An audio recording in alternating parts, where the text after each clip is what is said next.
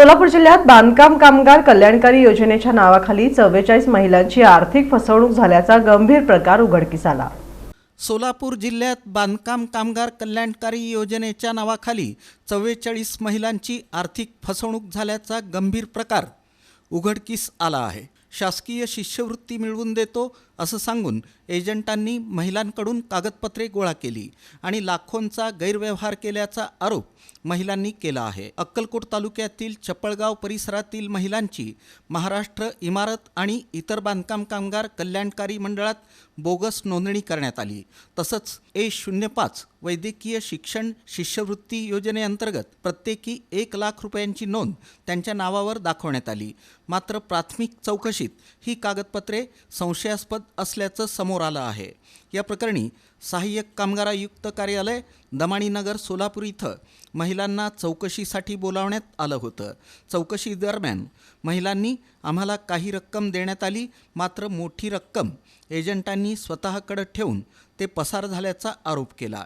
महिलांच्या नावावर सुमारे 1.5 लाख रुपयांचा आर्थिक बोजा दाखवण्यात आल्याचं उघड झालं आहे। दरम्यान नोंदणी अधिकाऱ्यांनी संबंधित लाभार्थ्यांना नोटीस बजावली असून मूळ कागदपत्रांसह हजर राहण्याचे आदेश दिले आहेत। कागदपत्रे बोगस आढळल्यास फौजदारी गुन्हा दाखल करण्याचा इशारा देण्यात आला आहे। या प्रकरणाची गंभीर दखल घेत प्रशासनानं सखोल चौकशी सुरू केली असून सुमारे 200 जणांच्या नावावर बोगस नोंदी झाल्याची शक्यता अधिकाऱ्यांनी व्यक्त केली आहे। दोषींवर कठोर कारवाई केली जाईल असं प्रशासनाकडून स्पष्ट करण्यात आलं आहे।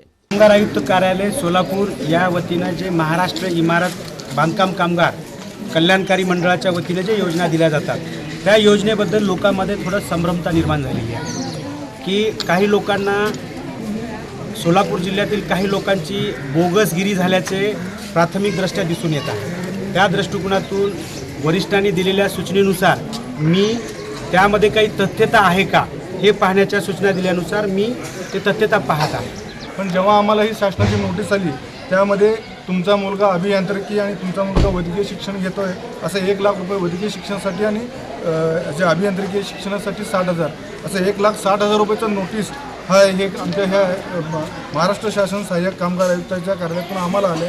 त्यामुळे आमच्या गावामध्ये सगळ्या महिलांच्या गावामध्ये सगळे महिला अक्षरशः घाबरून गेलेल्या आहेत, भीतीचं वातावरण पसरलेले आहे। तरी आम्ही सचिनदादा कल्याणशेट्टी अक्कलकोट तालुक्याचे आमदार यांना सांगून हे आम्हाला पाठपुरावा करून आत्ताच हे आपले अधिकारी झोले साहेबांनी आम्हाला सगळ्यांना समाधानकारक उत्तर दिले की तुम्हाला कुठलेच काय हे होणार नाही। बांधकाम कामगार म्हणून आम्हाला सांगितले, मग सांगितलं आम्ही म्हणलं मग आधार कार्डावर दिल्यानंतर मग त्यांनी काय म्हणले आता म्हणलं चला तुम्ही ऑफिसला म्हणलं ठीक आहे म्हणलं। मग ते आतले कार्ड वगैरे काय असेल ते काढून आम्हाला म्हटले मुलांच्या शिक्षणासाठी तुम्हाला सो हेल्प म्हणून म्हटले। मग ठीक आहे म्हणलं आम्हाला होतं मुलांच्या ते दिलं, म्हणलं ते आम्हाला दिले त्यांनी थोडेच पैसे आणि आमच्या नावावर त्यांनी एकदम 1,60,000चा बोजा आम्हाला ते आणून दिले। त्याच्यामुळे आम्हाला एवढं भीती वाटायली ना बायकांना की आम्हाला काय होईल, आम्हाला केस होईल, आम्हाला असं होऊन एवढं भीती वाटायली ना, त्याच्यामुळे आमच्या गावात सगळं पूर्ण भीतीचं वातावरण निर्माण झालं।